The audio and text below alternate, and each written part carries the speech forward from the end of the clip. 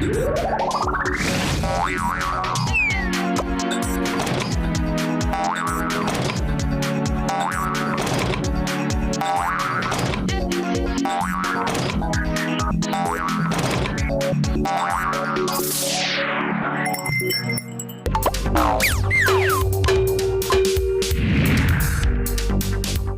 guys, and welcome back to Mindset Learn Extra.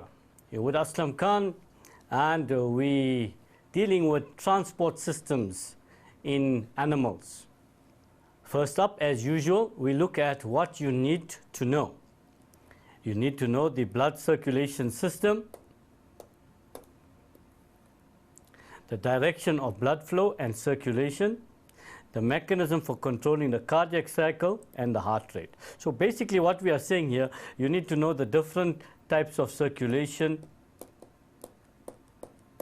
You need to know the different pathways of how blood flows, and this important thing called the cardiac cycle and the heart rate. What is the cardiac cycle and what is the heart rate that we are talking about? This is what we're going to concentrate on in this segment. First of all, every living organism needs nourishment of some sort or the other. Nourishment meaning it needs oxygen and food to go to all parts of its body, and it needs the waste products from all parts of its body to be gotten rid of from the body. So it needs some form of a transport system to take the food and oxygen to where it is required, and to remove the waste products from where they have formed. And in that way, we need some form of a taxi, if you want to call it, to take these things to and fro. Now, different organisms use different mechanisms. For example, in unicellular organism, because unicellular, and we spoke about this when we spoke about cells, one cell only, the whole organism is made up of one cell. So therefore, their diffusion is enough for transport. It does not need an elaborate transport system. Then you take the coelentrates, which are multicellular. They have a central gastrovascular cavity. They have a cavity inside called the coelentron, through which, by muscular contraction in the body and coupled with diffusion, transport is maintained in this way. So they have a central body cavity called the coelentron, hence the name coelentrates or coelentrata. They have a central body cavity, and in this cavity or around the cavity, they have muscles in their body, so-called muscles, or what we call musculoepithelial cells, which contract and relax to move substances throughout the body, and this obviously is coupled with diffusion. Then we have the coelomates, also have a body cavity known as the coelom. For example, the earthworms, they have a vascular system, a transport. Vascular simply means transport, and we spoke about vascular, the word vascular, when we discussed plant tissue and plant systems in the past. And a simple heart structure. They have a small heart structure, not a heart, but a structure resembling the heart, and a simple vascular system. Arthropods and mollusks, the snails and the insects, they have a hemocoel, that's also a body cavity, filled with blood that bathes the major organs. In these cases, people, the blood is floating in the, or flowing in the body, and the organs and tissues are actually floating inside the blood in the hemocoel, in that part, in that cavity. Vertebrates, on the other hand, they have a complex circulatory system with blood vessels, and a heart to pump the blood.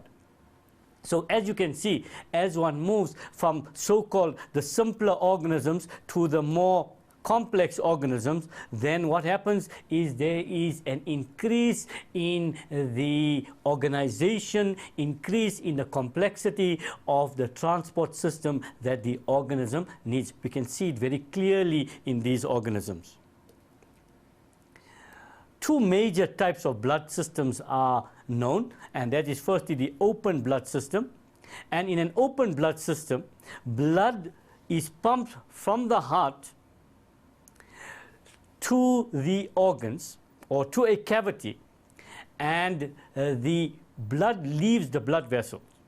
and it can re-enter at other places. So the cells and the tissues, as I mentioned, in the arthropods and the mollusks, where the cells and the tissues were bathed, or they were floating, or the blood was surrounding the tissues and the cells in the hemocoel. So that is an open blood system. A closed blood system, on the other hand, obviously from open, where it left the blood vessels and bathed the cells and tissues. Coming to closed now, on the other hand, we find that the closed blood system, heart pumps blood, the heart pumps blood into blood vessels. From these blood vessels, the blood vessels branch and rebranch and rebranch and rebranch so that they can reach all parts of the body. But the blood never leaves the blood vessel. The blood returns to the heart and it keeps circulating. The substances carried in the blood will leave the blood and diffuse into the tissue fluid, which now surrounds the cells. Now notice, in the open blood system, the organs and tissues are surrounded by blood, and in a closed system, the tissues and cells are surrounded by tissue fluid. And obviously, the blood never leaves the blood vessels. Closed, doesn't leave. Open, it leaves. Simple. Good. Now, in terms of the human itself has a closed blood system. You and I have a closed blood system. Blood is always in the blood vessels. From the heart, blood vessels back to the heart.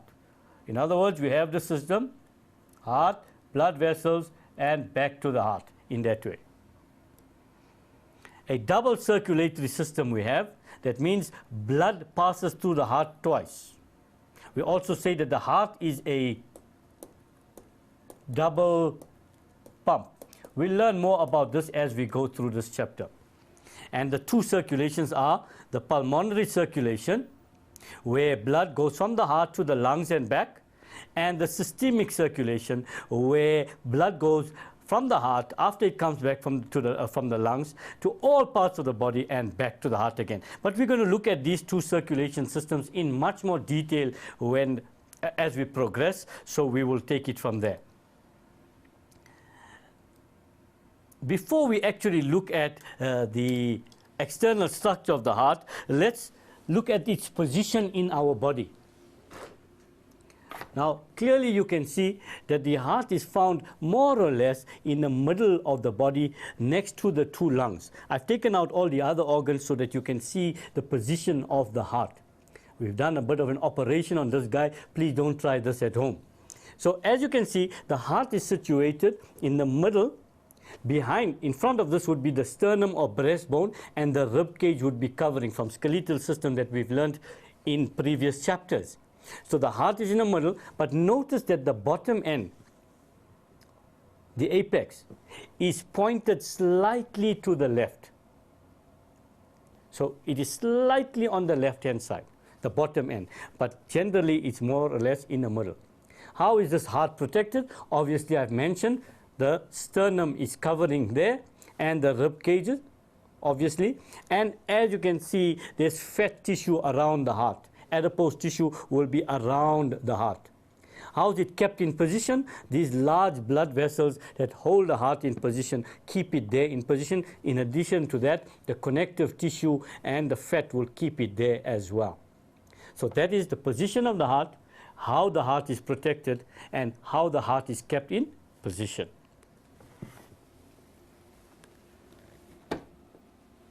We're moving on now to the external structure of the heart, and for that we look at a model of the heart that I brought with me as well. And as you can see in this particular model, the heart on the outside, you can see that there are important blood vessels on the top and the bottom that are entering and leaving the heart. The red, very brightly red colored vessel here is known as the aorta. The aorta takes oxygenated blood from the heart to all parts of the body. On this end here, the blue structures that you're seeing, they're on the top and the bottom. In this case here are the superior and inferior vena cava that bring deoxygenated blood to the heart. We also have this vessel here, leaving from there, the pulmonary artery, which carries deoxygenated blood from the heart to the lungs. And these little red ones that you can see there, on that side and on this side, these are the pulmonary veins which bring oxygenated blood from the lungs back to the heart. So just to recap, the blood vessels that are entering or leaving the heart. Number one, the aorta, which carries oxygenated blood from the left ventricle to all parts of the body. The superior and inferior vena cava, that bring deoxygenated blood from all parts of the body into the right atrium. Then we have the pulmonary artery, which carries deoxygenated blood from the right ventricle to the left and right lungs. And we have the pulmonary veins, which bring oxygenated blood from the left and right lungs into the left atrium. Also, you'll notice the body wall of the heart is also supplied with blood. These vessels here, the red and blue that you are noticing, these are known as coronary arteries and coronary veins. Let's look at a picture of the same model and then we'll go inside.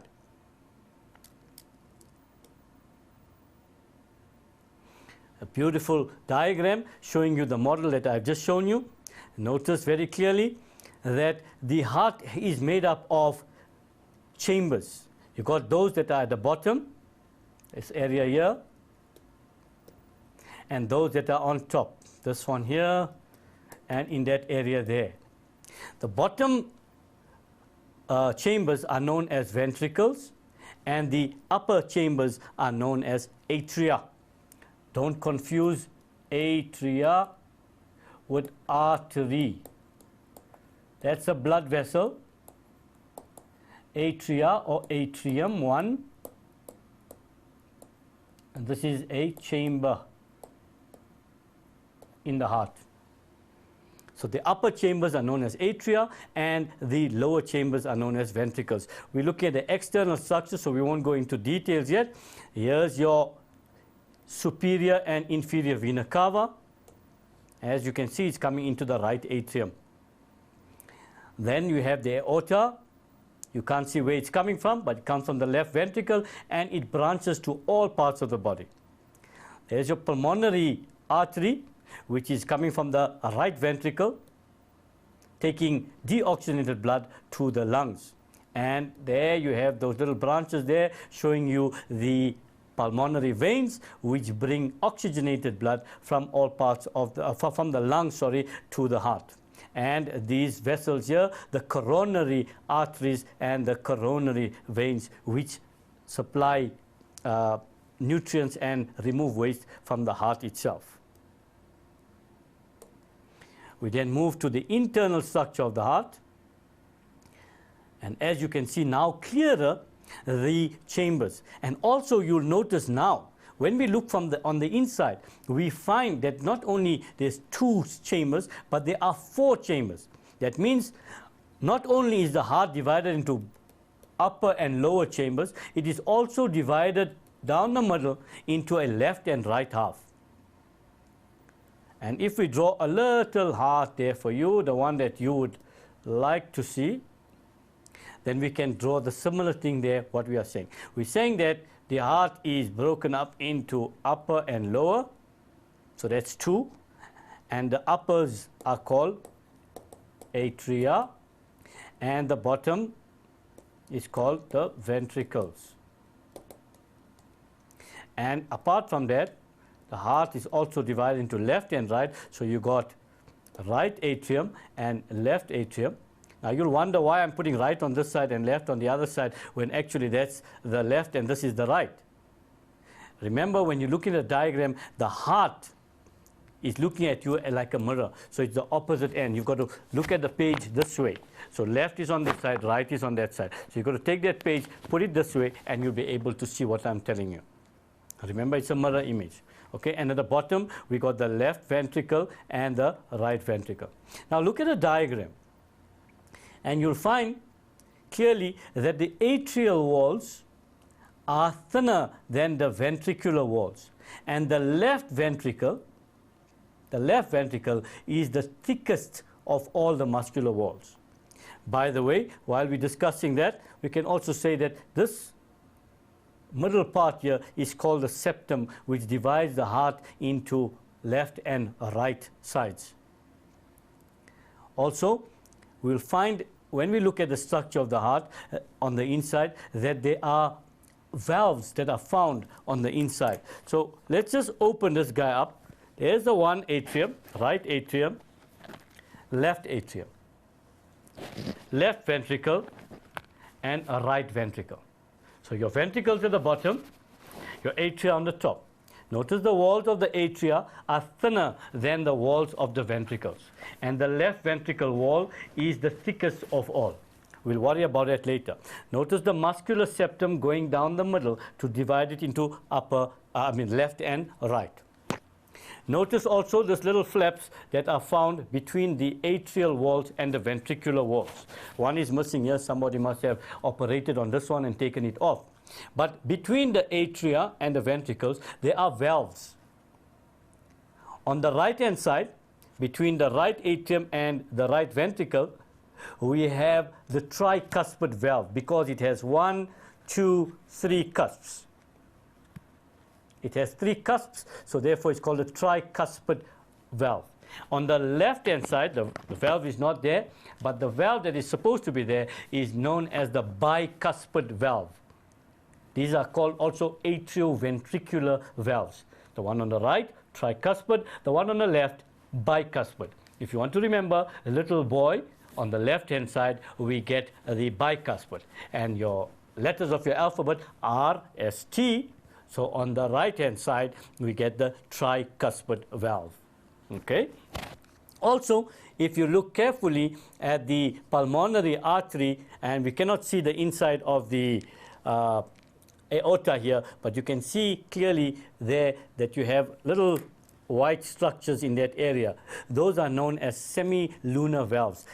So the pulmonary artery and the aorta both have semilunar valves.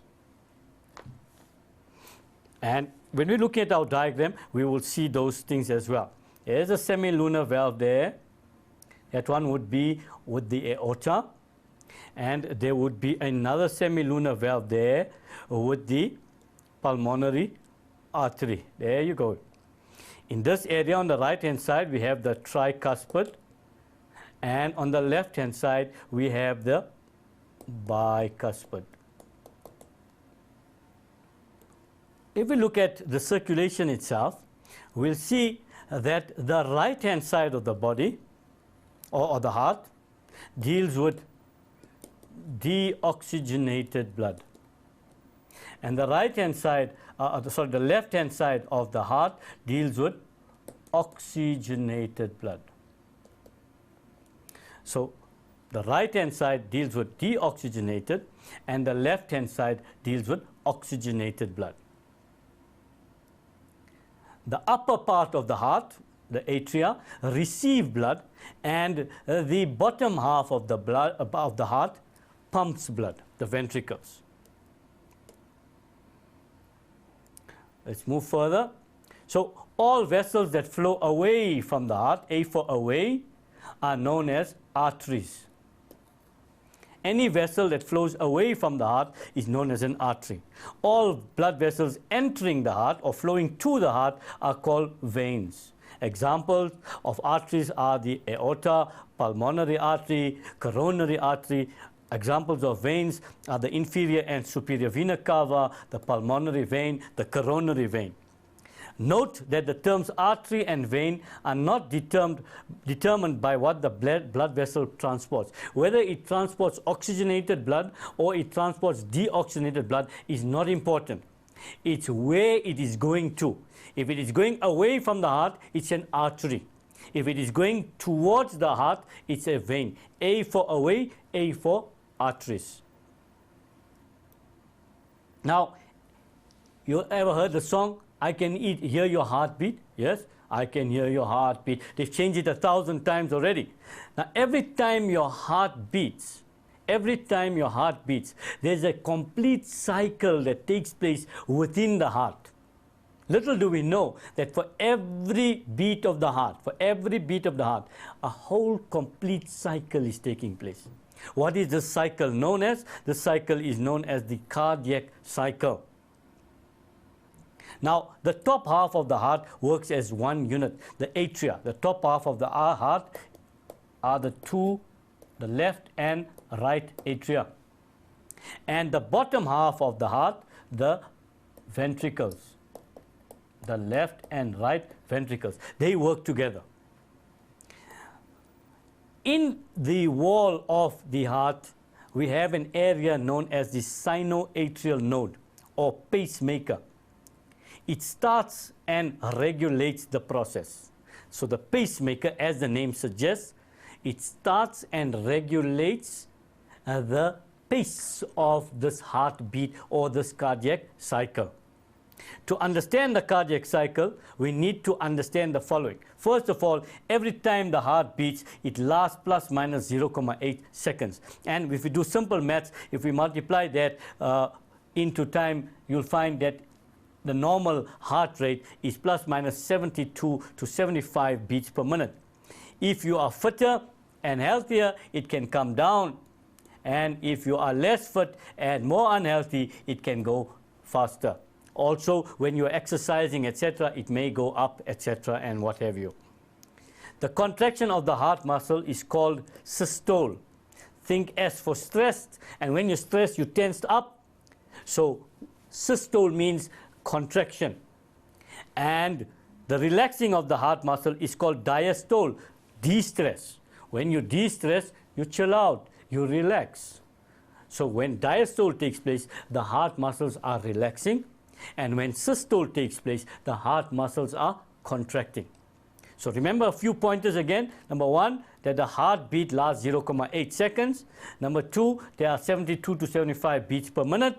Number three, contractions are called systoles. And number four, the relaxing is called diastole. The first phase of the cardiac cycle. Remember, when we're talking about the first phase and the second phase and the third phase, like I explained when we discussed mitosis, these are names that we have given to the phases. This is what happens during this phase. This is a complete cycle. So where it starts, where it ends, it doesn't really make a difference. We're calling this the first phase. And this is the atrial systole. What happens during atrial systole? Obviously, the atria contract. Since systole, stress, contraction, so atria contract. Okay, let's picture this. There's the atria.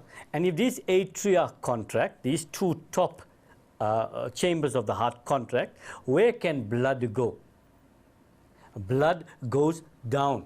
And what will happen is that the blood from the pulmonary veins, left atrium, and inferior vena cava, right atrium, flows into the atria because there's nothing blocking them. The atria both contract at the same time. When the atria contract, the blood is forced through the atrioventricular valves, bicuspid on the left and tricuspid on the right, into the ventricles, as we saw on the picture, or rather with the model. When these things contract, blood can only go one way, and that is down. Blood cannot go back the other way through the inferior and superior vena cava, etc. They go down from the left atrium into the left ventricle and from the right atrium into the right ventricle. So as soon as the atria are filled, they contract, push the blood down into the ventricle. This is known as atrial systole. It lasts only 0.1 second. What happens next? Well, let's look at what happens. Here's atria. Now, a picture showing you what I just showed you on the model. The blood is coming in here and there, and when this happens, the atria then contract, pushing the blood down into the ventricle. Obviously, the tricuspid and bicuspid valves are open during this phase. Otherwise, blood wouldn't be able to go down. Second phase is the ventricular systole. Now that the ventricles have blood, they contract. And obviously, as they fill up, the pressure inside the ventricles increase and the ventricles contract. This contraction lasts plus minus 0.3 seconds. This contraction forces the blood upwards because there's no vessels going down in the ventricles. Here's the ventricles. When they contract, there's no vessels going out this way. There are only two vessels. From the right ventricle, there's a vessel called the pulmonary artery, and from the left ventricle, there's a vessel called the aorta, as we discussed earlier. So obviously, when these two ventricles contract, blood has to go upwards. When this blood goes upwards, remember, where did it come from in the first place? It came from the two atria. Now there's a problem. Obviously, it can go back into the atria. We do not want this to happen. So what happens? The two valves, the tricuspid valve and the bicuspid valve, they close. When they close, the blood cannot go into the atria. So the blood is then forced from the right ventricle into the pulmonary artery and from the left ventricle into the aorta. By the way, this is the first heart sound known as the lub sound. We talk of the lub-dub sound of the heart. So when the tricuspid and bicuspid valve close during ventricular systole, we hear the first heart sound, the lub sound. The blood can only go to the pulmonary artery on the right and to the aorta on the left. Obviously, during this phase, the atria are relaxed in this case. So we have discussed atrial systole, atria contract, blood goes down into the ventricles.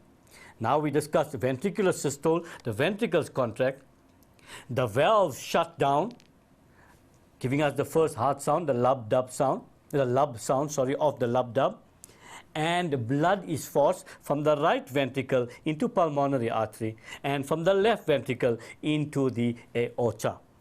That is the ventricular systole. Let's look at that diagrammatically. There's the ventricles contracting and blood is going from the right ventricle into the pulmonary artery and from the left ventricle into the aorta, and these guys are closed. Bicuspid valve and the tricuspid valve are closed, and we hear the lub.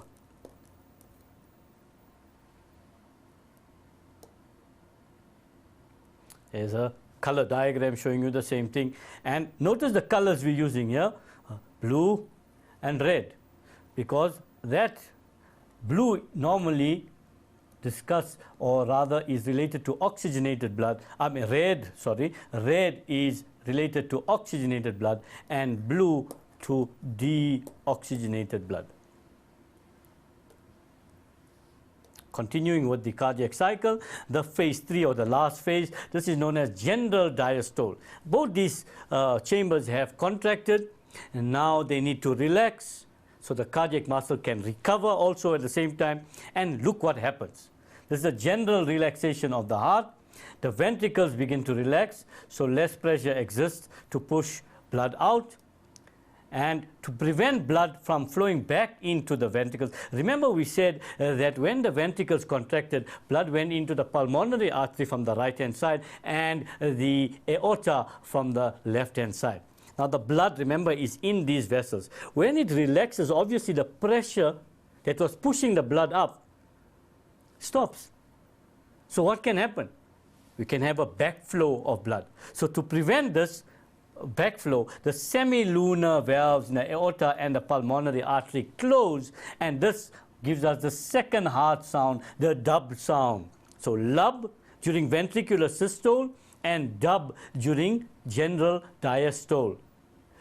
Lub when the bicuspid and tricuspid or the atrioventricular valves close, lub, and when the semilunar valves of the pulmonary artery and the aorta close during general diastole, we hear the second heart sound, the dub of the heartbeat. The atria relax.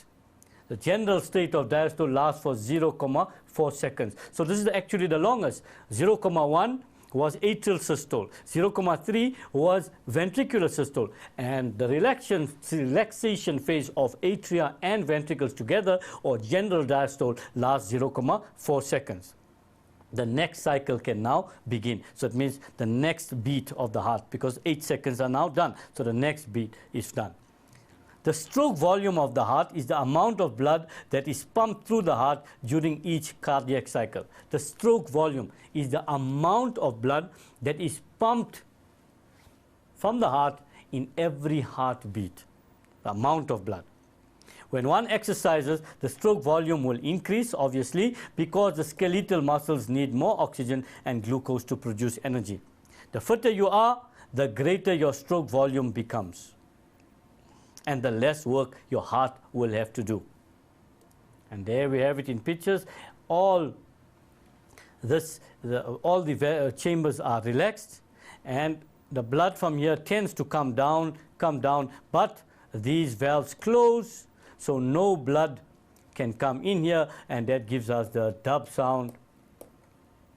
And in this time, blood from all over the body can come into the inferior and superior vena cava, inferior and superior vena cava, and from the pulmonary veins into the left-hand side. Left atrium, right atrium. Here is superior vena cava, inferior vena cava. Here pulmonary veins will bring blood into that. And because these guys will be open now, blood can go down there.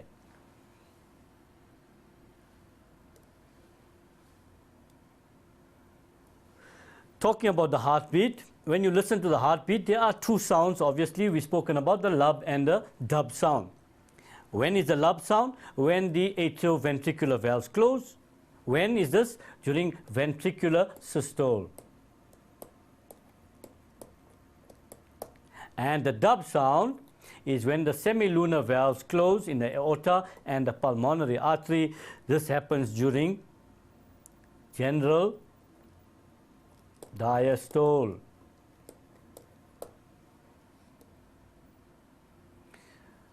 Doctor uses a stethoscope. When you go to the doctor, he uses a stethoscope to listen to your heartbeat, and he can listen to blood flow. He can listen to the condition of your lungs when you breathe in and you breathe out using this instrument known as the stethoscope. A person's pulse can be felt when pressing any of the fingers, excepting the thumb, against the wrist at the brachial artery, or at the neck against the carotid artery. The easiest way to do that is run along the thumb and go down there. You'll find a gap in this area here. That is where you place your finger, and that's the easiest place to feel the pulse of somebody. Remember, do not use your thumb, because your thumb has its own pulse. You can use any of the other fingers to do so. In that way, you can sit next to your friend and you can measure his heart rate. Very simply, you don't have to sit for a whole minute. You can, for example, sit for 15 seconds and count how many beats you feel in that 15 seconds. And if you multiply that by 4, that should give you more or less the amount of times this person's heart will beat in a minute. Because 15 times 4 equals 60, and 60 seconds make a minute. So in that way, interesting, you can do it at home. Try your little brother, little sister, or your elder brother, elder sister. Interesting to try out.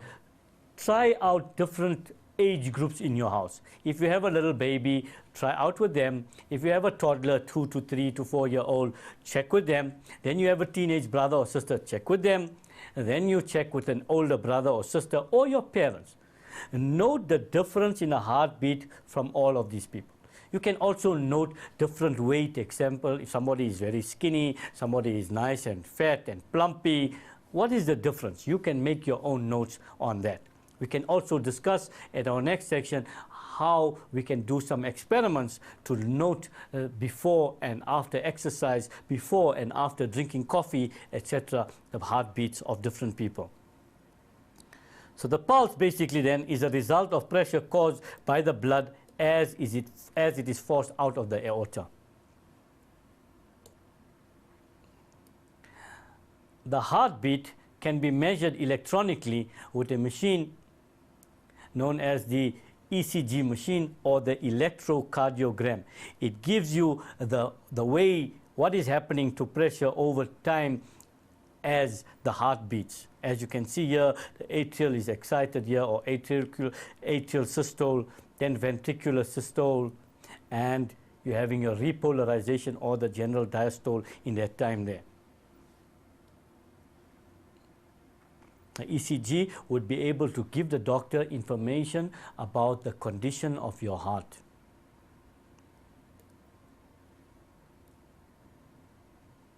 And this is more complicated, and it's showing you the systole again, the diastole, systole. So the different systoles and the diastole as the ECG is going out. It's showing you the volume output, the pressure, etc. Two different graphs there, volume in milliliters and pressure in millimeters per. Regulation of the heartbeat. Now, it's all very nice to talk about the heart and how it beats, etc. And we spoke about atrial systole, general diastole, and ventricular systole, how this heart beats all the time. What we need to look at further is what controls how the heart beats. And because I have thrown you with so many new words, I have given you a whole structure to go over. I've given you the functions of the different parts of the heart, and we have learned what happens in every single heartbeat. I'm sure I've built your appetite. So before we move on to this section, I'll give you a small break. I'll catch you after the break. Hi guys, and welcome back. I'm hoping you refresh yourself and ready to move. I hope you had some sugar in your body to get your heartbeat up a little bit. First of all, the heart, remember we spoke about the cardiac muscle earlier, and in previous chapters we said that the cardiac muscle has this unique property of automatism. This unique property of automatism gives the cardiac muscle the ability to contract and relax without a nerve supply. Yes guys, without the brain knowing. If we take this heart out of the body, we keep it in a correct nutrient medium, the heart can continue beating on its own. However, the rate at which the heart beats is controlled by a part in the brain known as the medulla oblongata. This part controls how fast or how slow your heart will beat. Let's look at that in more detail.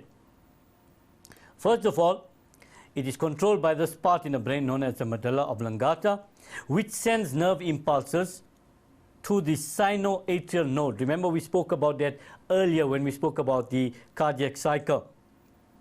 The sinoatrial node controls the systole and the diastole of all cardiac cells.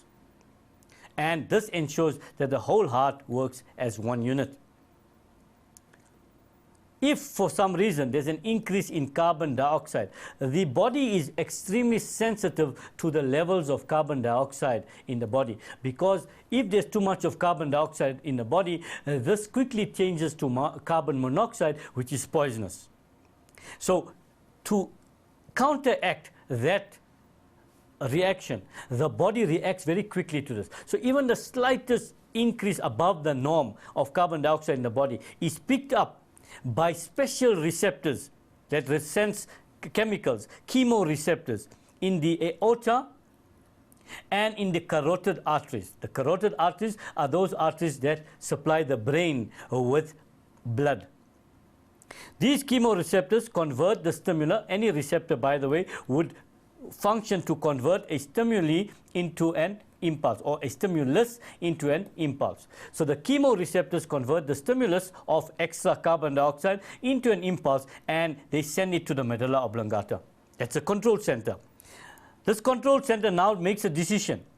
And what is its decision? It sends impulses to stimulate the sinoatrial node, and this causes the heart to beat faster.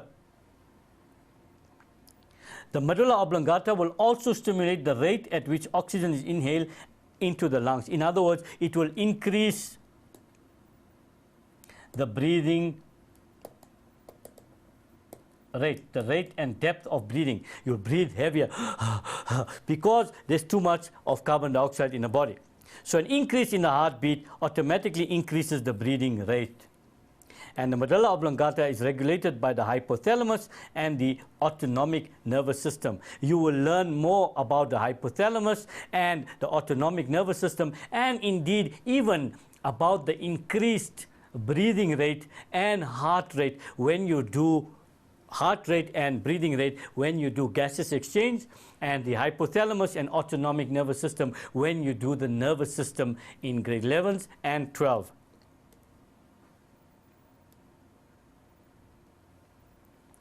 Now we move on, guys, to the actual circulation. Remember in the start we said that we need to know about the cardiac cycle, and we must also know the pathway that blood follows in its circulation throughout the body. And right at the beginning, when we spoke about the double circulation, we said that the heart is referred to as a double pump. That means it pumps twice. How is this possible? Very simple. Firstly, the heart pumps blood from the heart to the lungs, the neighbors. If you remember the torso we showed you earlier, and you know the position is. Not a far distance. This blood from the lungs comes back to the heart, and from the heart, now it must be pumped to all parts of the body. That's the second phase. And we named those two circuits. One was the pulmonary circulation from the heart to the lungs and back. And the second one was the systemic circulation. Some books call it the greater circulation, because here the heart is pumping blood to all parts of the body. The tiniest brain cell, or the tiniest toe cell, or the tiniest finger cell, blood is being pumped in that direction so that they can get food, and the waste that they produce can come back to the heart, from where it will be distributed to get rid of it. So the first circuit is known as the pulmonary circuit. Very simple. The pulmonary circulation starts in the right ventricle there. Pulmonary circulation from the right ventricle, there's deoxygenated blood here. This deoxygenated blood will go into the pulmonary arteries, and these will take it to the left and right lung. In this area here of the left and right lung, carbon dioxide from the blood is removed and oxygen is added to the blood in what we call gaseous exchange, which the details you will learn in grade 11, gaseous exchange. This oxygenated blood, this is what we call blood that has been enriched in oxygen and has been depleted of carbon dioxide. So this oxygenated blood returns to the heart via the pulmonary veins into the left atrium. From the left atrium, obviously, it will trickle or flow into the left ventricle. This is known as the pulmonary circulation. To summarize it, and to make your life easy, we've used blue and red, so you understand what happens. So during pulmonary circulation, deoxygenated blood, DO2, I have written it there, from the right ventricle. This is just a flow chart to make you understand. From the right ventricle flows into the pulmonary arteries. From the pulmonary arteries, it is taken to the lungs. In the lungs, what happens? The carbon dioxide is removed and oxygen is added, and that is known as oxygenation. So this oxygenated blood will then enter the pulmonary veins, from the pulmonary veins into the left atrium, from the left atrium to the bicuspid valve, or through the bicuspid valves into the left ventricle. So this is known as pulmonary circulation. The next circuit is known as the systemic circulation. And here we have a big guy. If that's our heart, it starts at the left ventricle, and from the left ventricle it goes into the aorta, from the left ventricle into the aorta, from the aorta to all parts of the body. This will be your aortic arc. It will go to all parts of the body, lower parts of the body and upper parts of the body. You're going to have that situation. And the deoxygenated blood from all parts of the body will come back to the heart, as you can see here. In this area, oxygen will diffuse into the cells and carbon dioxide will diffuse out of the cells. And the same in the upper parts of the body. So basically, guys, what happens during systemic circulation is very easy. Oxygenated blood from the left ventricle pumped into the aorta. From the aorta, it goes to all parts of the body. In other words, the aorta branches and rebranches so that every tissue of the body is supplied somehow. And when it gets there, what happens is a process of deoxygenation. Remember, we said earlier, oxygenation was when oxygen was added and carbon dioxide was removed. Deoxygenation is obviously the reverse. Oxygen is removed and carbon dioxide is added now. Why? Because the cells need the oxygen and they have produced carbon dioxide during cellular respiration. So this waste product, carbon dioxide, must leave the cells. Where else can it go? It can go from the cell into the tissue fluid and from the tissue fluid into the blood vessel, into the blood. And the blood then via veins will unite to form the inferior and superior vena cava. In other words, from the bottom half of the body, all the veins will form and unite to form the inferior vena cava, and from the upper parts of the body, all the veins will unite and deliver into the superior vena cava, and these two venae cava bring their blood into the right atrium, and from the right atrium through the tricuspid valve into the right ventricle. Guess what happens from the right ventricle? From the right ventricle, the blood will go into the pulmonary artery. From the pulmonary artery to the left and right lungs. At the left and right lungs, it will oxygenate, or oxygenation will take place. The left and right lungs will return the oxygenated blood to the heart via the pulmonary veins into the left atrium.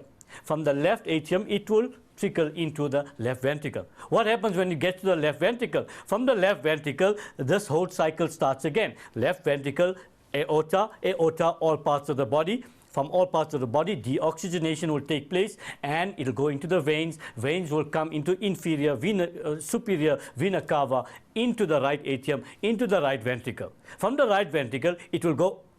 I'm sure you got my point by now. This is how the cycle continues. So it's continuous all the time. There's also another circulation. There are many other circulations, but another major circulation which is important for us to learn is the hepatic portal circulation.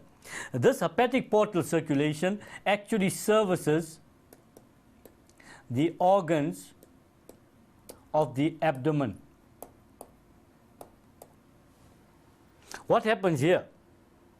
All the organs of the abdomen empty their blood into what we call the hepatic portal vein, this big one here, this big blue guy here. So all the organs, the intestines, the stomach, all the organs, the pancreas, all these guys empty their waste products into, and some useful substances, as we will learn later. For example, from the digestive system we'll get glucose, etc. That will be emptied into the hepatic portal vein. This hepatic portal vein takes the blood to the liver. In the liver, what can happen is that detoxification, big word, simply means removing poisons from the blood, and deamination takes place there. That means the nitrogenous wastes are removed from amino acids, and the amino acid is converted to glucose. Remember, amino acid is the monomer of proteins. Glucose is a monomer of carbohydrates, and all proteins have nitrogen. The body cannot store too much protein, so we need to get rid of excess protein. And this is one way in which we do it, deamination. So what we do with the excess protein, the amino part is taken away, becomes nitrogenous waste, urea, uric acid, etc. And the rest of the carbon, hydrogen, oxygen chain forms glucose, which the body can use. Now what happens is the remainder of the blood then enters from the liver after all these processes into what we call the hepatic vein, and from the hepatic vein it will go into the right into the inferior vena cava, into the right atrium, and so the cycle will continue. So let's look at that. Notice that in the hepatic portal circulation, all our words are in blue because it's dealing with deoxygenated blood. So the organs of the abdomen, deoxygenated blood goes into the hepatic portal vein. From there it goes to the liver where deamination, detoxification takes place. From there, from the liver, it empties out into the hepatic vein. From the hepatic vein to the inferior vena cava. From there into the right atrium, tricuspid valve, and eventually into the right ventricle. And I know you don't want to get me started with that right ventricle story, because from the right ventricle, it's going to go into the pulmonary artery. From the pulmonary artery, it's going to go to the left and right legs. You got the picture, right? Okay, good. Now, here, to continue, some other important blood vessels and their functions. For example, the head region or the brain region is supplied by the carotid artery. That means oxygenated blood from the heart or from the aorta. A branch of the aorta would be the carotid artery, will take oxygenated blood to the head region, and the deoxygenated blood will return from the head and upper part of the body through the jugular vein. And the jugular vein will empty out into the subclavian vein, and that will empty out into the superior vena cava, and that will end in the right atrium, as we discussed earlier. Okay, the kidneys receive oxygenated blood with waste products, interestingly enough, via the renal artery, and cleaner blood, filtered blood, but deoxygenated, leaves the kidney via the renal vein, and that will also end up in the inferior vena cava, which will bring blood into the right atrium as well. Those are the two important blood vessels that we needed to discuss, or not two, but four of them. The carotid artery, the jugular vein, the renal artery, and the renal vein. And before this, we discussed the hepatic portal vein and the hepatic vein that we have discussed as well. So that will cover all the different types of blood and how it flows through the body. Now, you must have heard somebody talking about blood pressure. You're giving me blood pressure, or you're giving me pressure. Now, blood pressure is the result of pumping action of the heart and the size of the blood vessels. What does it do? It results in pressure buildup in the arteries. Obviously, this pressure is important because it keeps the blood flowing to all parts of the body. Imagine if you close the tap. Will water come out on the other side of the hose pipe? No, because there's no pressure. The tap is not open. You are exerting a pressure, therefore the water is coming out on the other side. So if this pressure is not present in the blood will not have any pumping action, and therefore blood flow will simply stop. And if blood flow stops, you will stop, because oxygen will not reach the cells fast enough, and carbon dioxide will not be removed. Food will not reach the cells fast enough. Waste will not be removed from there fast enough. So you have to have this pressure. There must be pressure maintained in the system to keep the blood flowing. However, blood pressure can be increased above normal.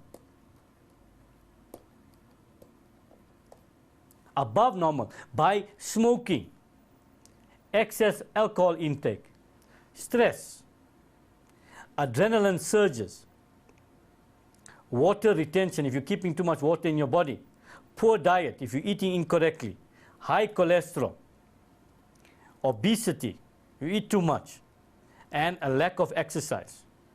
These are all agents to increase blood pressure. And a high blood pressure is no good for you. What is a high blood pressure? Normally, A person's blood pressure is measured in units of mercury. 120 is the upper reading and 80 is the lower reading.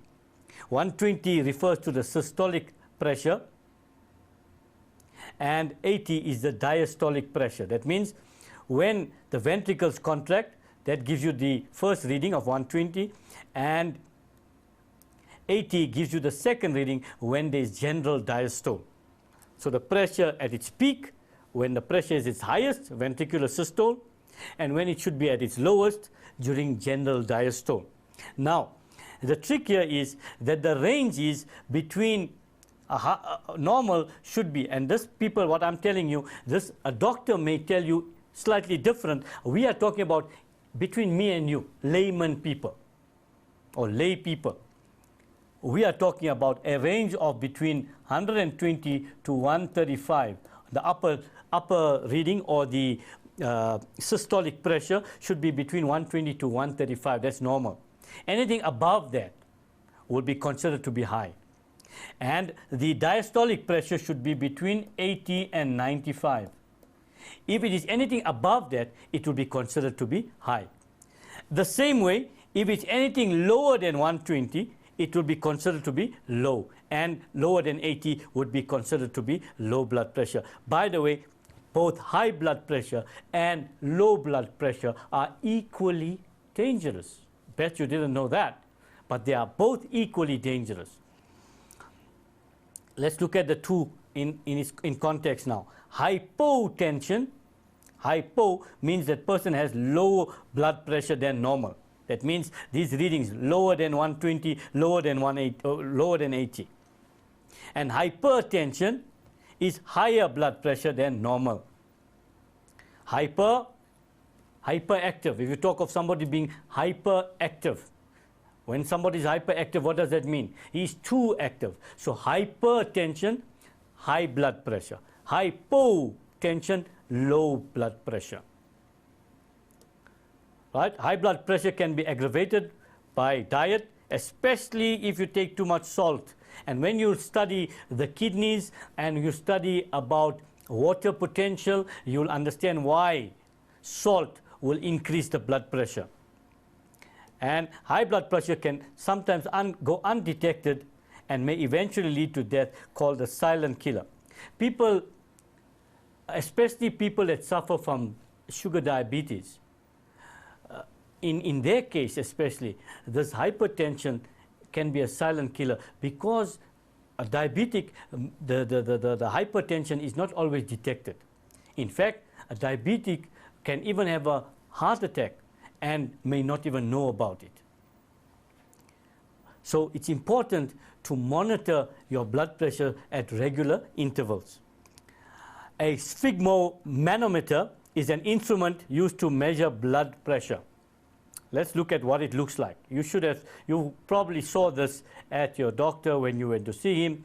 There you have your little bag that goes around your arm and a little pump on the one side and an instrument to measure on the other side. And usually the doctor will pump this up and using a stethoscope at a point where no sound is heard, then pulse is heard as a banging sound, and then the sound of the pulse disappears. These are the different times in which the doctor will be hearing for sound and will be taking measurement.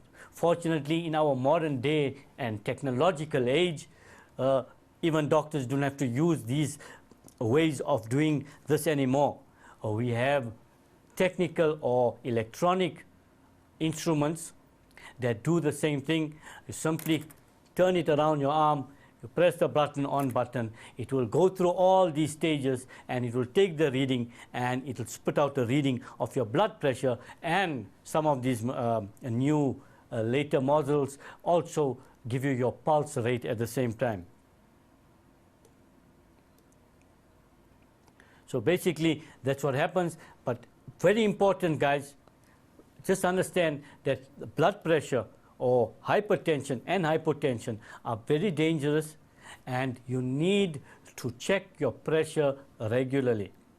And especially if you are a known hypertension case. In other words, if you have in your family a history of hypertension, it is always healthy to get yourself checked. And usually your local pharmacy would do this for you free of charge. You just go in, they will check your pressure for you, and they will tell you whether your pressure is high or it's normal or it's low. And then you can take it up to the doctor. You can visit your local clinic also to get a visit to check your blood pressure regularly. Because they say hypertension is a silent killer, and also some say it's a time bomb waiting to explode. So if you do not monitor it, it may be your death. So please take care of your blood pressure. Now that I've given you some pressure, I'll couple it with a small break. I'll catch you at the end of this.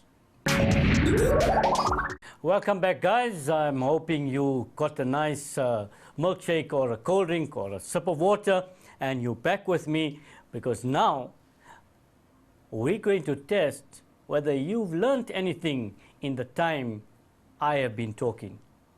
Let's go straight to the questions.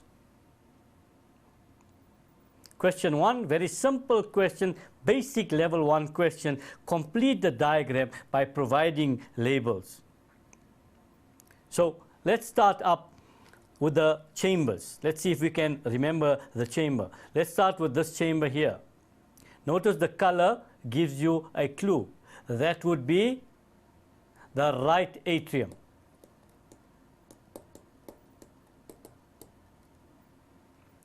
And on this side, obviously, we would have the left.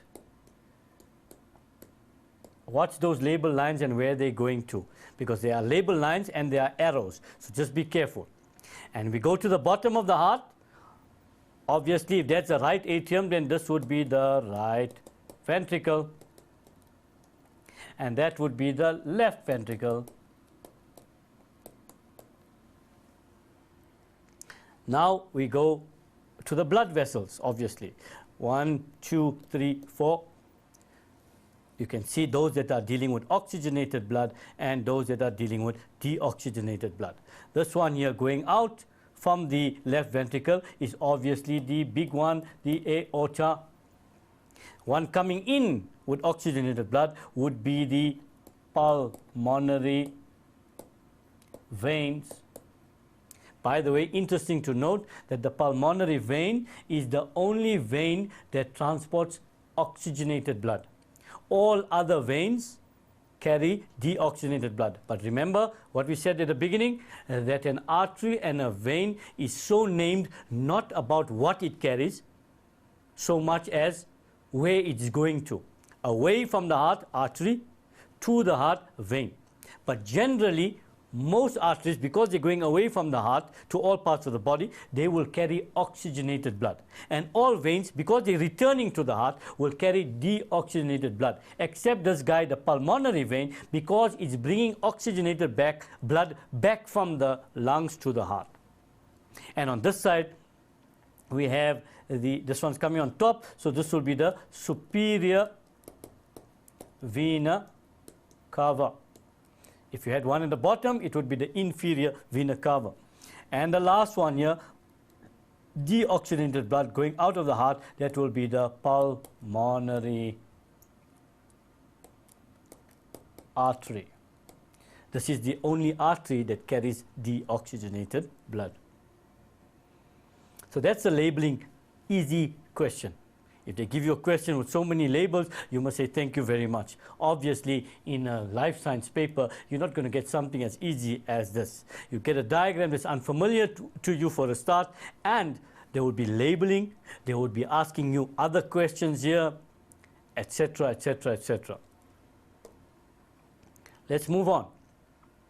The following diagrams show the heart during the cardiac cycle. The arrows represent the flow of blood.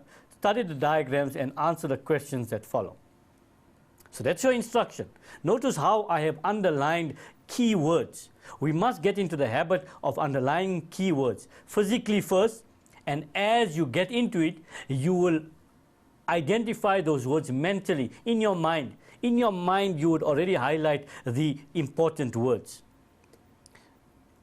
They've given you the diagram, diagram 1, 2, 3, and they give you some clues as we're going along. That one there, this one here, there's an arrow showing blood going down here, blood going up there. Here, there's only blood coming in there and there.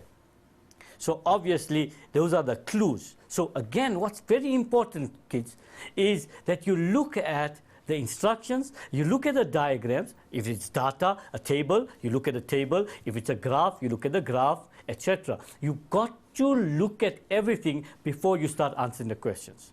First question says, identify the structure labeled A and B respectively. There's A there and B there, between there. Obviously, guys, this is referring to the valves. A is in a blood vessel, so this will be the semilunar valve. B, on which side is it? It's my right, but it's the left of the heart. And on the left-hand side of the heart, it will be the little boy, bicuspid. Bicuspid valve. Notice the word respectively also. If in an exam you gave the label as semilunar and then bicuspid without writing A and B, you would have still got your 2 marks because respectively means in that order. Okay, in that order. But if you didn't write A and B and you had it in the other order, then you would have got it wrong, obviously. So the safest bet, always write the letter down. A, semilunar valve, B, bicuspid valve. Please be very careful when you're answering these questions. We're carrying on to the same. We don't have to do the instruction again because it's the same question. Name and explain what happens in each of the phases of the cardiac cycle represented in diagram 1. So 1 is you must name the phase. You have to name it. And you must explain what happens in that phase. So let's look at the diagram again. They're asking in diagram 1, what happens? What is the phase? Name the phase. As you can see, none of the atria, none of the ventricles are contracting. So this obviously is general diastole. You get a mark for that. Both the atria and the ventricles relax during this time. Notice the mark allocation. 1 is for naming it. 2 is when you say both the atria and the ventricles, 1 mark, relax during this phase. So again the mark allocation, 1 is for naming it, general diastole. Then you're saying both atria and ventricles, that's 1 mark. And your last mark will be given for relax during this period. Still with the same question. Name and explain what happens in each of the following. Now in diagram 2. This is diagram 2. Look at the arrows again. The arrows is pointing to blood flowing from atria to ventricles. Also look at the atria here and look at the atria there. You can see that the size in diagram 2 is smaller than in A. So what has happened? The atria are contracting. And what is this known as? Atrial systole. And what is happening? The atria contract. The atria contract. And blood moves from the atria to the ventricles. So you're getting your 3 marks there. Or 4 marks in that case, sorry. And obviously the last one, as you can see, the blood is flowing out. And look at these poor ventricles. They have contracted. So this will be ventricular systole. The 2 ventricles contract simultaneously, forcing blood up into the pulmonary artery and the aorta. And you've got to add here that the atrioventricular valves close during this phase. The atrioventricular valves close during this phase. Good? Let's move on. Loss of a lot of blood, vomiting and diarrhea often causes a decrease in blood volume. Loss of blood, vomiting, diarrhea cause decrease in blood volume. As a result, blood cannot move normally around the body, as blood vessels are not completely full. Obvious. The tissues do not get enough blood, leading to possible death of cells and hence damage to organs. Long story, but you had to read all of it to understand what they are saying. Number one, simply put, if we bleed, if we vomit, or if we have a running tummy, diarrhea, you know the story of diarrhea, diarrhea waits for no one. Remember that. And constipation is the thief of time. You'll think about that later and remember what I'm saying. Okay, so what happens because of this? There's a decrease in the blood volume. The volume of blood decreases. Obvious. They want to say why? Because of this, what happens? The blood is not moving nicely because the blood vessels are not full. Remember what we said earlier about blood pressure. So obviously if the volume of blood decreases, the blood pressure will also decrease, and therefore there won't be a nice flow of blood. And if this does not happen, then obviously the cells do not get their nourishment quickly enough and they will die. So that's the crux of what they're saying. They say, explain why severe vomiting and diarrhea would cause decrease in the blood volume. Why? What is diarrhea? Diarrhea is running tummy. And when you are going to toilet, when you have diarrhea, think about the last time you had diarrhea, if you've had diarrhea, and you'll know that when you went to toilet, it wasn't a nice feeling, number one, and what came out was not very solid. It was more liquid. So obviously you're losing liquid. And what is blood? 90% of blood is made up of water. So you're losing liquid in the diarrhea. And if you're vomiting, you are also vomiting out liquids. So you're losing liquids and you're becoming dehydrated. So the volume of blood will decrease, obviously. Now they want to know, same story, what is the relationship between blood volume and blood pressure? Obvious, according to what they've said here in this passage. One will obviously make the deduction that from this line here, as a result, blood cannot move normally around the body as blood vessels are not completely full. So obviously, the relationship with blood volume will be that an increase in blood volume will lead to an increase in blood pressure up to a certain point. If the blood volume increases too much and the pressure goes up too much, then obviously the body's homeostatic mechanisms will come into place to bring it back to normal. Homeostasis meaning the body has systems in place to keep things constant, to keep things at a constant level. So if something gets too high, it must come back down to normal. If it gets too low, it must come back up to normal, within a norm. Obviously, if you are ill and if you have a condition, then obviously the homeostatic mechanism is not going to help you. But in this case here, the relationship is an increase in blood volume will cause an increase in blood pressure. This one here, a long story. I say when the ventricles of the heart pump blood into the arteries, the pressure of the blood in the arteries is high. This is called systolic pressure, average 120. When the heart muscle relaxes, the pressure in the arteries is much less.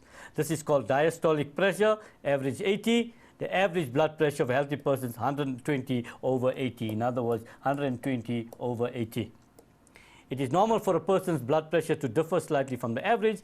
If the blood pressure is too high or too low, there is medication that can be used. High blood pressure is called hyper, low blood hypo. Several contributing factors to heart disease, namely hypertension, strokes, lack of exercise, smoking, all of these things here. Research has shown that 25% of South African population suffer from hypertension, and this is on the increase. The treatment for hypertension is expensive and has a great impact on the health system and on the economy. So basically talking about blood pressure. Explain what causes the pressure in the arteries to rise and fall. Where are we getting these figures of 120 and 80 in other words? The arteries pressure rises to 120 when?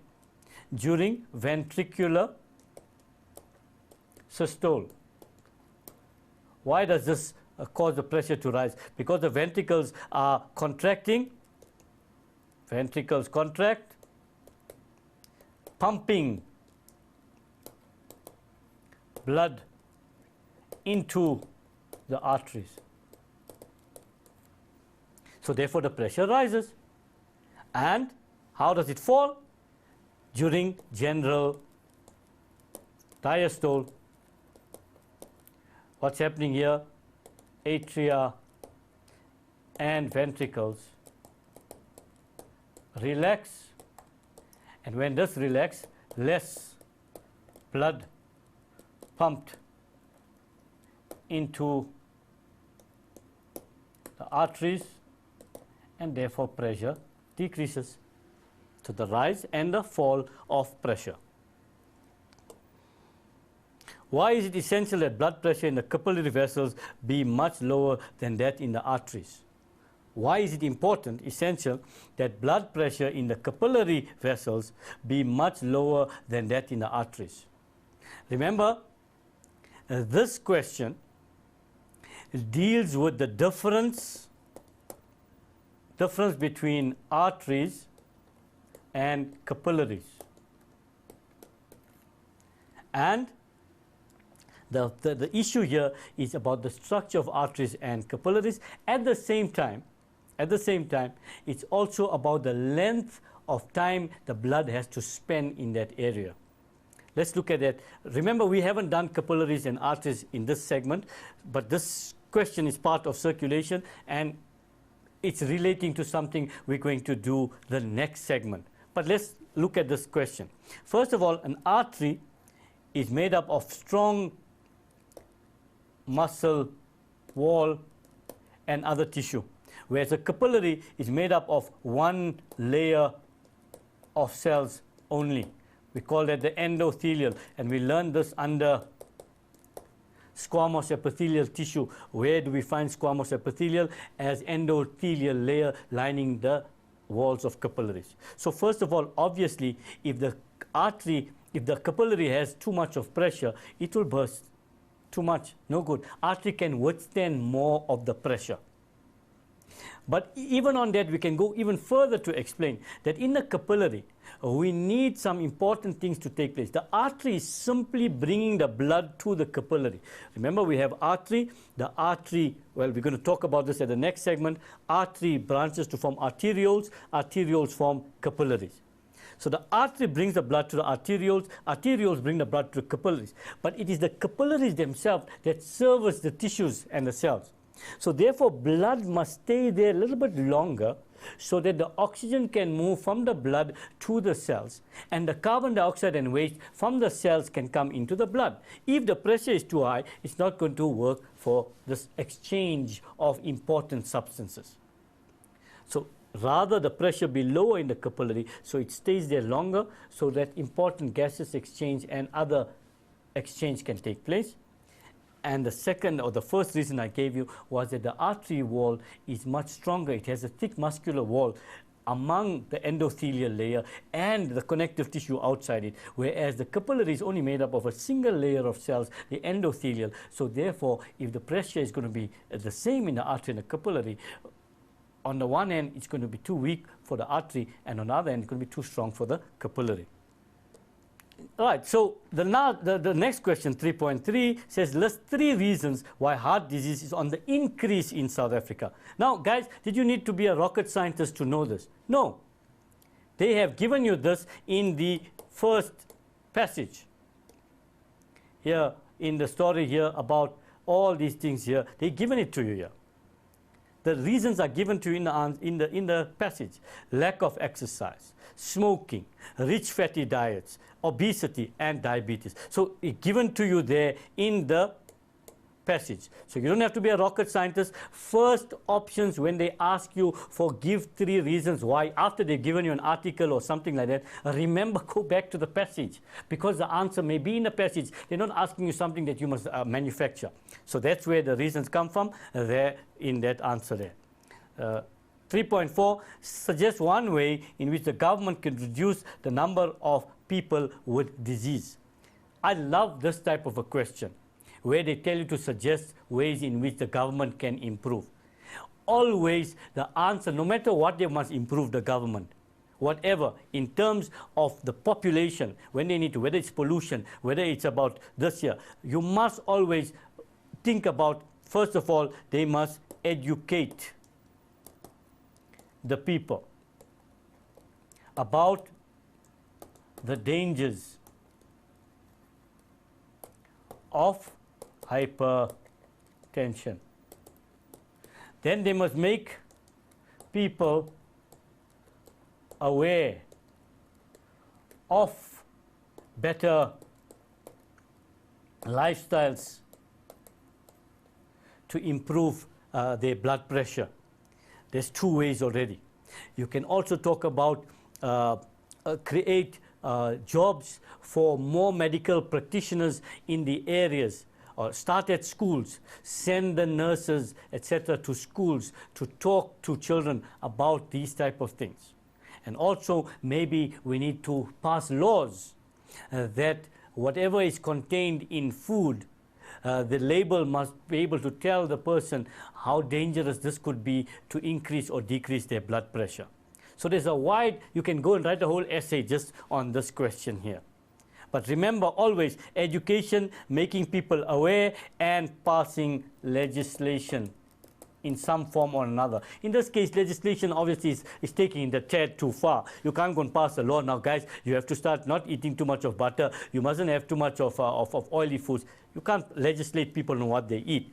But somehow you can add the legislation in different ways. And obviously, the clinics providing better medical facilities for people to test their pressure regularly. In that way, they can actually be aware of their pressure and take it there in that way.